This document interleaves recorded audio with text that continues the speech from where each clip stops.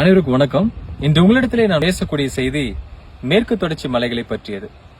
உலகத்திலே biodiversity hotspots என்று சொல்லக்கூடிய பல்லுயிர் பெருக்கம் அதிகம் இருக்கக்கூடிய இடங்களை பார்ப்போமேயானால் அதில் மிகவும் முக்கியமான ஒரு இடம் இந்தியாவிலே இருக்கக்கூடிய இந்த மேற்கு தொடர்ச்சி மலைகள்.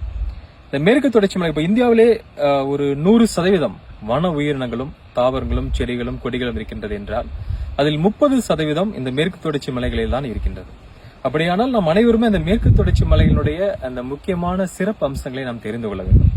பொதுவாக அந்த வெஸ்டர்ன் காட்ஸ் என்று சொல்லக்கூடிய அந்த மேற்கு தொடர்ச்சி மலையானது இந்தியாவிலே குஜராத் மாநிலத்திலே உருவாகின்றது. குஜராத் மாநிலத்திலே உருவாகி அவ்வாறாக நகர்ந்து மகாராஷ்டிரம், கோவா, கர்நாடகம், தமிழ்நாடு, கேரளா, தமிழ்நாடு என்று வந்து கன்னியாகுமரியிலே முடிகின்றது.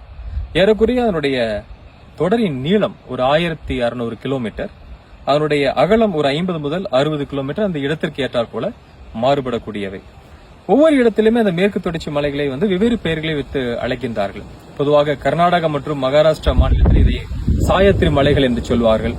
நம்முடைய கேரளா மாநிலத்தில் இதை மலபார் பகுதி என்று சொல்வார்கள். தமிழகத்திலே நீலகிரி மலைத்தொடர் என்று சொல்கின்றோம்.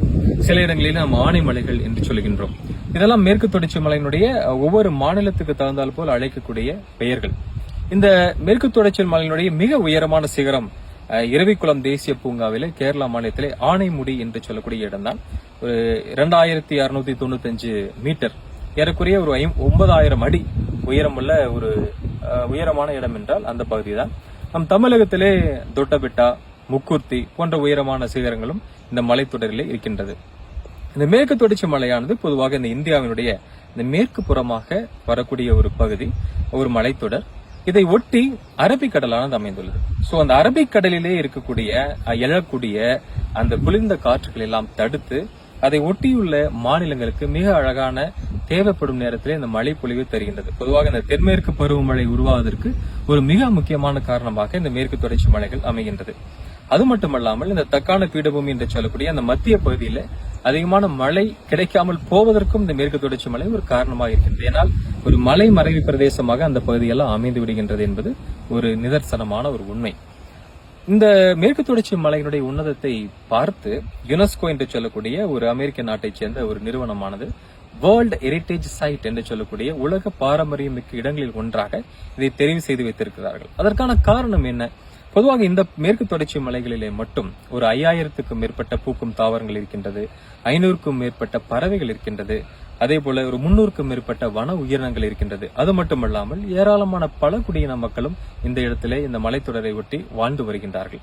அதனால இந்த யுனெஸ்கோவானது இதை ஒரு வேர்ல்ட் ஹெரிடேஜ் சைட் என்று இதை நிர்ணயித்து தீர்மானித்து இதை பெருமைப்படுத்தி வருகிறது. இவை அனைத்தும் நாமும் பெருமைப்படக்கூடிய ஒரு விஷயம்.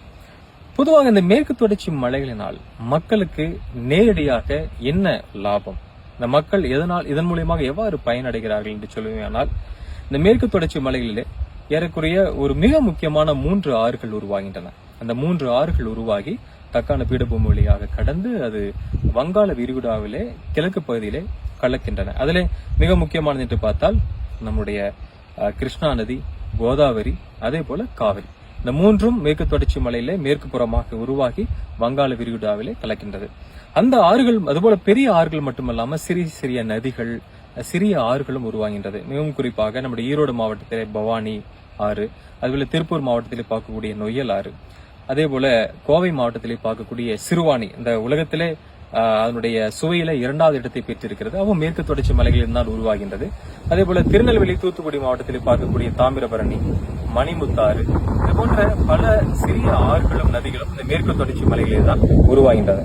இந்த ஆறுகளின் குறுக்காக பல அணைகள் கட்டப்பட்டு பாசனங்களுக்கு விவசாயத்துக்கு பயன்படுத்தப்பட்டு வருகின்றன. பவானி சாகர் டேம், மேட்டூர்ல இருக்கக்கூடிய மேட்டூர் டேம், அதே போல பரம்பிக்குளத்தில் இருக்கக்கூடிய பரம்பிக்குளம் அணை, முல்லை பெரியார் அணை, இதெல்லாம் மிக முக்கியமான அணைகள்.